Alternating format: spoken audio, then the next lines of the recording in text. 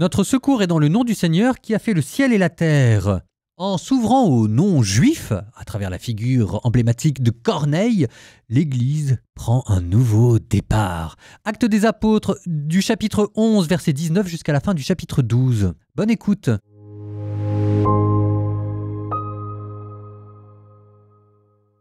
Les frères, dispersés par la tourmente qui se produisit lors de l'affaire d'Étienne, allèrent jusqu'en Phénicie, puis à Chypre et Antioche, sans annoncer la parole à personne d'autre qu'aux Juifs. Parmi eux, il y en avait qui étaient originaires de Chypre et de Cyrène, et qui, en arrivant à Antioche, s'adressaient aussi aux gens de langue grecque pour leur annoncer la bonne nouvelle, Jésus est le Seigneur. Et la main du Seigneur était avec eux. Un grand nombre de gens devinrent croyants et se tournèrent vers le Seigneur. La bonne nouvelle parvint aux oreilles de l'église de Jérusalem, et l'on envoya Barnabé jusqu'à Antioche.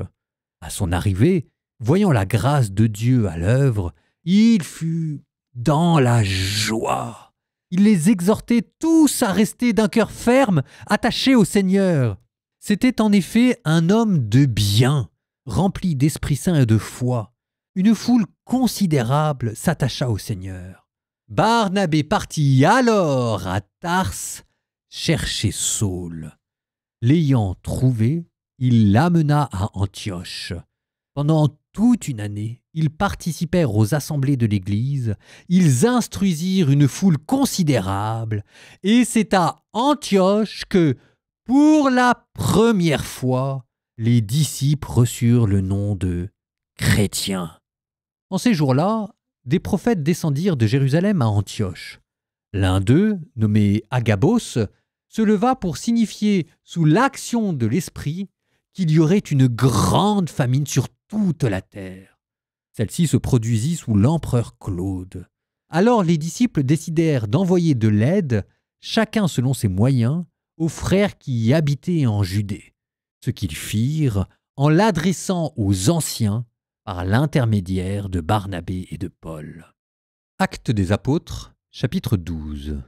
À cette époque, le roi Hérode Agrippa se saisit de certains membres de l'Église pour les mettre à mal.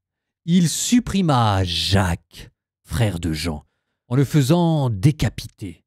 Voyant que cette mesure plaisait aux Juifs, il décida aussi d'arrêter Pierre. C'était le jour des pains sans levain. Il le fit appréhender, emprisonner et placer sous la garde de 4 escouades de 4 soldats. Il voulait le faire comparaître devant le peuple après la Pâque. Tandis que Pierre était ainsi détenu dans la prison, l'Église priait Dieu pour lui avec insistance. Hérode allait le faire comparaître. Or, Pierre dormait cette nuit-là entre 2 soldats. Il était attaché avec 2 chaînes, et des gardes étaient en faction devant la porte de la prison. Et voici que survint l'ange du Seigneur, et une lumière brilla dans la cellule. Il réveilla Pierre en le frappant au côté, et il dit « Lève-toi vite !» Les chaînes lui tombèrent des mains. Alors l'ange lui dit « Mets ta ceinture et chausse tes sandales. » Ce que fit Pierre. L'ange ajouta « Enveloppe-toi de ton manteau et suis-moi. » Pierre sortit derrière lui. Mais il ne savait pas que tout ce qui arrivait grâce à l'ange était bien réel. Il pensait qu'il avait une vision. Passant devant un premier poste de garde, puis devant un second, ils arrivèrent au portail de fer donnant sur la ville. Celui-ci s'ouvrit tout seul devant eux. Une fois dehors, ils s'engagèrent dans une rue et aussitôt l'ange le quitta. Alors se reprenant, Pierre dit « Vraiment, je me rends compte maintenant que le Seigneur a envoyé son ange et qu'il m'a arraché aux mains d'Hérode et à tout ce qu'attendait le peuple juif. » S'étant repéré, il se rendit à la maison de Marie, la mère de Jean surnommé Marc, où se trouvaient rassemblés un certain nombre de personnes qui priaient. Il frappa au battant du portail. Une jeune servante nommée Rhode s'approcha pour écouter. Elle reconnut la voix de Pierre et, dans sa joie, au lieu d'ouvrir la porte, elle entra en courant, annoncer que Pierre était là, devant le portail. On lui dit « Tu délires !» Mais elle soutenait qu'il en était bien ainsi. Et eux disaient « C'est son ange !» Cependant, Pierre continuait de frapper. Ayant ouvert, ils le virent. Ils furent dans la stupéfaction. D'un geste de la main, il leur demanda le silence et leur raconta comment le Seigneur l'avait fait sortir de la prison. Il leur dit alors « Annoncez-le à Jacques et aux frères. » Puis il sortit et s'en alla vers un autre lieu. Au lever du jour, il y eut une belle agitation chez les soldats. Qu'était donc devenu Pierre? Hérode le fit rechercher sans réussir à le trouver. Ayant fait comparaître les gardes, il donna l'ordre de les emmener au supplice. Puis de Judée, il descendit à Césarée où il séjourna.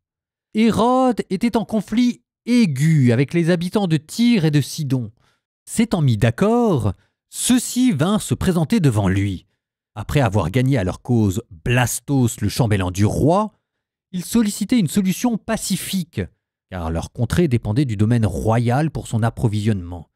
Au jour fixé, Hérode, ayant revêtu les habits royaux et siégeant à la tribune, se mit à les haranguer. Le peuple l'acclamait à grands cris. « C'est la voix d'un Dieu et non d'un homme !»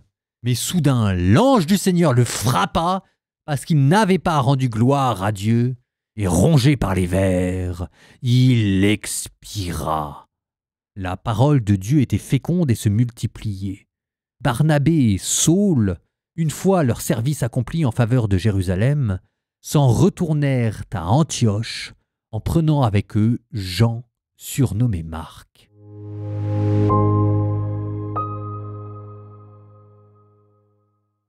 Aujourd'hui, on vous a introduit un nouveau nom et pour une fois, c'est pas un nom de personne, c'est un nom de ville, Antioche. Et Antioche, laissez-moi vous dire qu'il va falloir que vous arriviez à le placer sur une carte. C'est une ville importante. En fait, c'est simple, vous avez 4 villes, Jérusalem, Antioche, Éphèse qui viendra plus tard et Rome. Antioche, pour que tout le monde situe bien, vous êtes à la frontière entre la Syrie et la Turquie, juste sur la côte. Donc vous êtes déjà assez loin au nord de Jérusalem. Antioche, c'est la 3e ville de l'Empire romain. C'est pas Jérusalem, c'est une autre catégorie. C'est-à-dire que vous avez Rome, Alexandrie et enfin Antioche. Entre 200 et 300 000 personnes, ce qui va se passer à Antioche va avoir des conséquences sur tout le reste de l'Empire. Regardez, c'est là que le nom de chrétien a été inventé. Enfin, c'est ce que vous avez entendu, hein. Christianoi, les petits chrétiens. Ce qui allait très bien d'ailleurs aux chrétiens qui se présentent comme des fanboys de Jésus et en même temps christianoi qui sont oints par l'Esprit Saint. Le nom va rester. Une ville riche, cosmopolite, une mosaïque culturelle avec des Grecs, des Syriens, des Juifs, des Romains. Il y avait déjà une première fondation d'église chrétienne lors de la première persécution et de la première diaspora quand Étienne était mort et que Philippe avait commencé les prédications itinérantes. Avec le baptême de Corneille, maintenant l'ouverture aux craignants Dieu non juifs est officiellement résolue. C'est pas la fin de cette affaire, mais sur le papier salé, Antioche va maintenant pouvoir sortir de l'ombre et jouer son rôle. Comme c'est une très grande ville et que la communauté chrétienne y est florissante, Jérusalem y envoie un homme. Et ils vont pas envoyer n'importe qui. Vous pouvez pas vous permettre de faire n'importe quoi à Antioche. C'est pas que les apôtres soient particulièrement convaincus par ce qui se passe à Antioche. Manifestement, ils sont bien à Jérusalem, mais vu l'importance d'Antioche, s'il y a des scandales, si ça se passe mal à Antioche, c'est toute l'église naissante qui va être balayée. Dans la tête de Jérusalem, on envoie le meilleur d'entre nous à Antioche, Barnabé. On l'avait vu au tout début des Actes à Jérusalem. On vous dit que c'était un lévite, qu'il est versé dans la loi et dans les choses religieuses. On vous a montré comment c'était un pilier de la première église à laquelle il avait tout donné. On vous a dit aussi comment c'était lui qui avait introduit Paul aux apôtres. Donc il paye pas de mine, Barnabé, c'est juste un petit verset à chaque fois en passant, mais il n'arrête pas de revenir. C'est vraiment le meilleur d'entre nous qu'on envoie à Antioche. Et là, de manière inattendue, premier réflexe de Barnabé qui vient d'être nommé en charge, il part chercher Saint Paul, qui était parti se cacher à Tarse, d'où il était originaire, en train de fabriquer des tentes, probablement, parce qu'en fait, plus personne ne voulait de Paul, il était devenu persona non grata. Il était trop bouillant. Et c'est lui qu'on va mettre à Antioche. Antioche, ça va devenir de la dynamite. Barnabé lui fait confiance. Pourquoi impossible de savoir. La seule chose qu'on sait, c'est que Barnabé, c'est ce que je vous disais, il avait déjà fait ses preuves et manifestement, il avait un certain talent pour repérer les gens. Là, il a repéré Saint Paul et plus tard, c'est lui aussi qui repérera Marc, qui deviendra plus tard le secrétaire de Saint Pierre. Bon, en tout cas, c'est à Antioche maintenant que les choses se passent. Vous notez qu'il n'y a pas que Barnabé et Paul qui vont à Antioche. Le texte vous disait qu'on envoyait aussi des prophètes. Je vous redonne le passage. En ces jours-là, des prophètes descendirent de Jérusalem à Antioche. L'un d'eux, nommé Agabos, se leva pour signifier sous l'action de l'Esprit Saint qu'il y aurait une grande famine et on organise une collecte. Donc on met le paquet sur Antioche. On envoie Barnabé pour la gestion communautaire, Paul pour la prédication, des prophètes reconnus pour que cette ville participe aussi au charisme prophétique. Avec cette histoire de collecte, on s'assure de la solidarité matérielle et financière des églises entre elles. Enfin, Antioche devient une église à part entière. Un petit commentaire sur cette notion de « les pauvres de Jérusalem ». La Judée, ça fait partie des provinces les plus pauvres de l'Empire. Par comparaison avec Antioche, Antioche qui est une ville commerciale riche, Jérusalem, oh là là là là! Je vous dis ça parce que cette ouverture aux païens, il ne faut pas oublier l'humiliation peut-être que ça a dû représenter pour les Juifs. Ce qu'ils avaient de plus beau, la seule chose qui leur restait, c'était la religion. Et voilà que maintenant, même ça, c'est en train de leur échapper. Ben quand même, avant de dire que c'était des pharisiens qui étaient tenus par la Torah, la pureté, etc., on peut quand même les saluer et retirer notre chapeau parce que c'est pas dit qu'on aurait eu la même classe que eux. Et en attendant, puisqu'on est en train de parler des deux villes, là, Antioche et Jérusalem, notez que Jérusalem va mal. Non seulement il y a une famine qui va arriver, mais en plus il y a une persécution qui est là. Décidément, il ne reste vraiment pas grand-chose. Hérode met à mort Jacques. Alors Hérode, c'est pas le même que celui qui a tué Jésus, là c'est Hérode Agrippa, et Jacques, c'est le frère de Jean, le fils de Zébédée, le premier apôtre qui meurt martyr. Hérode Agrippa mourra, vous dit le texte, rongé par les vers à cause de cet acte. Souvenez-vous, on avait déjà parlé de ces tyrans dans l'Ancien Testament qui ont pour destin commun de mourir pourris de l'intérieur. Et ben voilà, avec Hérode, le dernier en date. Alors, je reviens 2 secondes aussi sur Jacques. Attention, parce qu'il avait été question dans le texte là aujourd'hui de 2 Jacques. Jacques l'apôtre qui donc a été mis à mort, et un autre Jacques qui lui était frère du Seigneur et qui avait été le premier responsable de la communauté chrétienne à Jérusalem. C'était ce Jacques dont Pierre a fait mention quand il était allé cogner à la porte pour dire « Allez prévenir Jacques et les autres ». On en parlera en temps et en heure, mais je vous dis juste attention à ne pas me confondre tous les Jacques.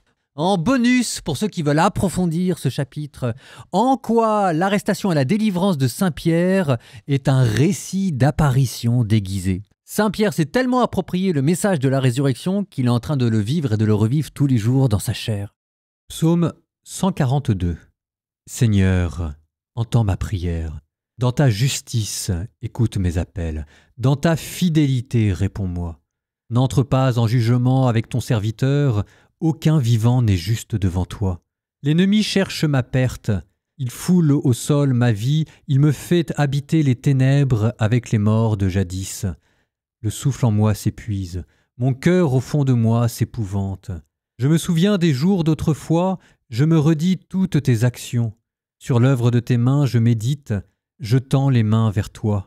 Me voici devant toi comme une terre assoiffée. Vite, réponds-moi, Seigneur, je suis à bout de souffle. Ne me cache pas ton visage, je serai de ceux qui tombent dans la fosse. Fais que j'entende au matin ton amour, car je compte sur toi. Montre-moi le chemin que je dois prendre. Vers toi, j'élève mon âme. Délivre-moi de mes ennemis, Seigneur. J'ai un abri auprès de toi. Apprends-moi à faire ta volonté, car tu es mon Dieu.